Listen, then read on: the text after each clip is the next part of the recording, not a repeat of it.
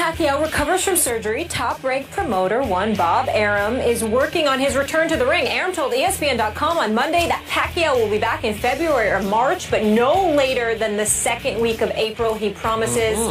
Skip. Yeah. What do you expect from your boy moving forward? He wants to fight a lot. Stephen A. Smith, obviously my man Manny Pacquiao is coming off very serious rotator cuff surgery, and clearly he suffered said injury 3 weeks before he fought Floyd Mayweather Jr., so he fought with basically one arm tied behind his back, and I still thought he won that fight on points because Floyd ran and ran and ducked and ran and ran and ran and ducked some more.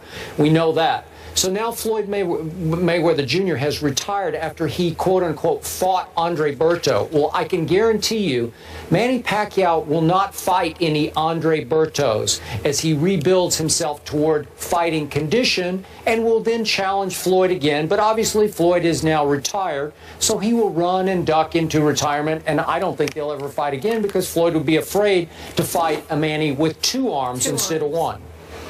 Well, Manny Pacquiao will come back to the game of boxing. I mean, he is obviously one of the great ones. Here's hoping he doesn't get put to sleep. Doesn't look like if he overdosed on Ambien. Let's make sure that nothing like that happens to him. David Garcia, I still think is probably a little bit too small for him. Keith Thurman is a fight that I would like to see. I'd like to see him fight a Canelo Alvarez or a rematch with a Freddie Roach-trained Miguel Cotto, who Freddie Roach picked in that particular situation to train.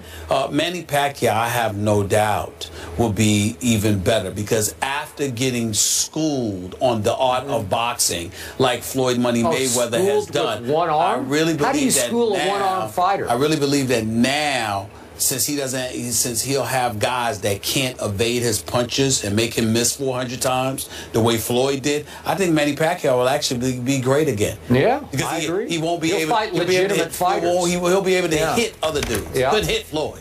Yeah. We'll see. You know what I'm excited for? Tomorrow, we have a great debate on the show. Who is truly America's team? The Yanks, the Cowboys? Do you have others? It's a joke. Weigh in. We want to hear from you. In place of Josh McCown, who was out because of a concussion, Johnny Manziel led Cleveland to a 28-14 win over Tennessee. That led many people to wonder what would happen when McCown came back. Well, we have that answer. Josh McCown will start ahead of Johnny Manziel this Sunday when the Raiders come to town. That after McCown passing the NFL's protocol on concussions. Jerome Bettis is still here. Jerome, what does this mean for Johnny? Actually, you may think I'm crazy. I think this is great for Johnny. Everybody's saying, oh, man, you know, Johnny's going back to a backup. You have to understand part of this could be a test. They want to see how are you going to respond, okay? Because you're this new Johnny Manziel. How are you going to respond going back to the #2 position after you had a good game? That's part of it, one, okay? Can he be this veteran guy that he's claiming to be now, okay? And not this young, immature football player that he's once been. So now that's part of the process. But the other part is he's still developing as a quarterback. So now what you see that the things that you've given him in the offseason, they're paying off. They're working. So let's continue to develop him, continue to work with him. He doesn't know all of the nuances of the NFL, of the quarterback position. So now you're giving him a chance, and he's watching it, and now he's going to be a lot more invested in what's going on because he had an opportunity to play, and now he's going to make sure he's ready because he understands that he's a play away, and it gives the public an opportunity to now, like Johnny Manziel again. Because right now in Cleveland, no one really likes Johnny Manziel. So now you get this good game out of him. Now the public goes into his favor. And the biggest part of all of this is Johnny Manziel's confidence. Now you get his confidence at a sky high. You take him off the field. You put him back in a learning situation. And now he's going to soak up and want to learn more because he thinks inside, you know what? I'm ready. I know I can do this. That winning is contagious. Because at the end of last season, he said some things about, well, if I can't get better, if I can't do it, I need to find something else to do. That is a sign that there's no confidence there as a football player. So now you're building his confidence, okay? You're building his resume. You're building his fan support. You're doing all these positive things, and he's learning at the same time. And you give yourself an opportunity to bring him off the bench as a spark plug if you need him. So I think this is nothing but a positive situation for Johnny Manziel, as long as he sees it that way and still understands that he has a great opportunity to get better. You buying that? Yeah, I buy it. He has to see it as an opportunity to get better. I think he will, because I think the presence of McCown helps that. If you had a quarterback that wasn't willing to help you, that was experienced enough and wasn't willing to share those experiences with you and help guide you to elevate you, that would be different. But the fact that you're playing behind a quarterback that's willing to do that for you, I think goes a long way to facilitating Johnny Manziel's growth. And I think as long as he sees that, he's willing to learn, because I think that, you got to remember, this would be far more difficult for him if it was the Johnny Manziel straight out of Texas A&M, who never played in the NFL, who believed he was it and who was this guy.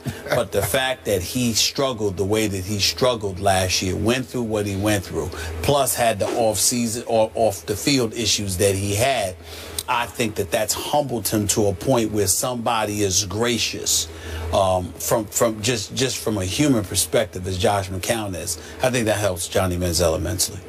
But Jerome, back to your point about how nobody in Cleveland likes Johnny right now, I think if you left this to a fan vote, Johnny would win the starting job against the Oakland Raiders this Sunday. You disagree with that? No, I believe he possibly would, but you know, that's that one game, we love you, and then you have a bad game, and then you go back to the bottom of the heap. Look, do I think this current regime featuring Mike Pettin and Ray Farmer, do I think that they believe they have a little better chance to beat the Oakland Raiders with Josh McCown than Johnny Manziel? I believe that. I believe they would like Josh to play every game from here on out through the rest of this year, because they think Josh could save their jobs better than Johnny could save their jobs at this point in Johnny's growth. I said this to start the show, and I'm going to stick by it. On draft night, Patton and Farmer were not remotely on board with even drafting Johnny Manziel. So when the owner overrules you and the quarterback coach is on your side, he's no longer there. He's been replaced. It's a bad situation from jump, because you're with two guys who are the two primary football decision makers who do not believe in you and your very unusual skill set.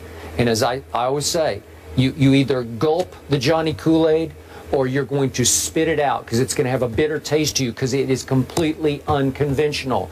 I think it makes them nervous. Josh McCown makes them very comfortable. So I'm not surprised they went back to Josh, though I think the fans, especially the season ticket holders, would rather lose with Johnny than lose with Josh, because it's just a lot more fun. It's a lot more fun to watch, right? So they're doing what they need to do to save their jobs, which I don't think will get saved at all. I think this will be their last year, one and done this year. So do you think, let me ask you this question, do you think it's beneficial for Johnny Manziel to go back to the backup role? Like I said, you know, earlier, I think it's a benefit, big benefit to him as the backup right now. The only reason I can see some positive there is this is the worst supporting cast offensively in the National Football League. No joke. Yeah. Isaiah Crowell, really? I mean, seriously? He did average more than 4 yards a carry, though. He's okay, but he's not Jerome Bettis, right? Yeah. He's not Emmitt Smith. There's no difference maker. I like Travis Benjamin a lot. He can fly, but he is not a difference-making receiver, and he's the best of the bunch. The rest of them are all undrafted, unnameable type receivers. And your offensive line has a great left tackle, and the rest of them are turnstiles all down the line. So you're going to be running for your life, and God bless Josh McCown, because well, you saw what he did. He vaults into the end zone, helicopters into the end zone, and got concussed. He's just trying to score, just trying to survive. They're all trying to survive. I hope Johnny winds up somewhere else. That's just me, because I think this is an unwinnable situation in Cleveland. All I know is if Josh struggles on Sunday against the Raiders, we'll be hearing the Johnny chants. Oh, yeah. The backup quarterback quickly becomes the favorite. And you know what? The Raiders are no joke to me. They're going to cause problems for everybody I they wanted play. to mention that. I'm surprised. I'm pleasantly surprised at what I'm seeing from the Raiders. They don't seem as pathetic. Yeah, after the first game, everybody kind of ripped him. Derek Carr was taken in the draft later than Johnny Manziel. He was. Let's see what he does. Let's see what Amari Cooper does. Yep. And some of those guys on defense, some really great pieces. Yeah. More First Take after the break. Keep it here.